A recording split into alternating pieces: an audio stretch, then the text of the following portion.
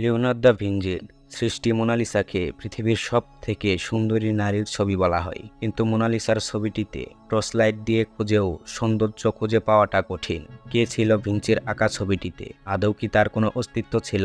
আর ছবিটি আঁকতে গিয়ে ভিঞ্চির কতদিন সময় লেগেছিল? এই সকল প্রশ্নের উত্তর মিলবে আজকের ভিডিওতে, তাই অনুরোধ রইল ভিডিওটিকে সম্পূর্ণ দেখার জন্য।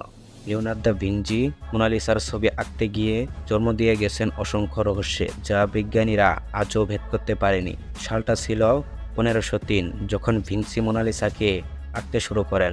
আর 1515 সালে মোনালিসা আঁকার সময় তিনি রহস্যজনকভাবে মৃত্যুবরণ করেন। টানা 12 বছর সময় নিয়ে আঁকা মোনালিসার ছবি সম্পূর্ণ না করেই তিনি মারা যান। অর্থাৎ আমরা মোনালিসার যে ছবিটিকে দেখতে পাই সেটি আরও আঁকা বাকি ছিল।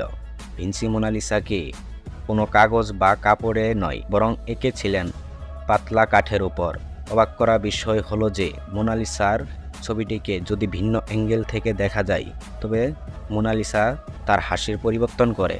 এ যেন এক রহস্যময়ী মোনালিসা। 1774 সালে সর্বপ্রথম প্যারিসের লুভর মিউজিয়ামে ছবিটির দেখা মিলে, কিন্তু কিভাবে ছবিটি এলো বা কে আনলো তার কোনো উত্তর মেলেনি।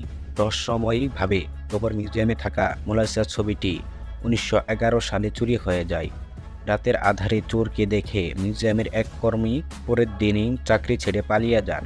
পরে তাকে জিজ্ঞাসা করা হলে তিনি বলেন যে তিনি চোরকে দেখেছেন। সেই চোর আর কেউ নয়, 350 বছর আগে মরে যাওয়া ভিঞ্চি নিজেই। প্রায় 10 বছর পর এই ছবিটি আবার ওই মিউজিয়ামে পাওয়া যায়। লুভর মিউজিয়ামের কর্তৃপক্ষ প্রায় 50 কোটি টাকা খরচ করে একটি নিরাপদ কক্ষ তৈরি করেন। হয়তো ভাবছেন, একটি ছবির জন্য এত খরচ? তাহলে বলি, ছবিটির বর্তমান মূল্যের তুলনায় 50 কোটি টাকা কিছুই নয়। মোনালিসার ছবিটির বর্তমান মূল্য প্রায় $790 মিলিয়ন, যা বাংলা টাকায় প্রায় 5380 কোটি টাকা। এখন প্রশ্ন হলো, মোনালিসাকে? প্রশ্নটির উত্তর ভিঞ্চি নিজেও দিয়ে যাননি। 2005 সালে খুঁজে পাওয়া এক চিঠিতে অনেকেই মোনালিসার পরিচয় খুঁজে পেয়েছেন বলে দাবি করেন। 1503 সালে লেখা এই চিঠিতে ভিঞ্চির বন্ধু ফ্রান্সিস জিয়াকন্ড তার স্ত্রী লিসা জিয়াকন্ডের ছবি আঁকতে অনুরোধ করেন, আর এই সময় ভিঞ্চি মোনালিসার ছবি আঁকতে শুরু করেন।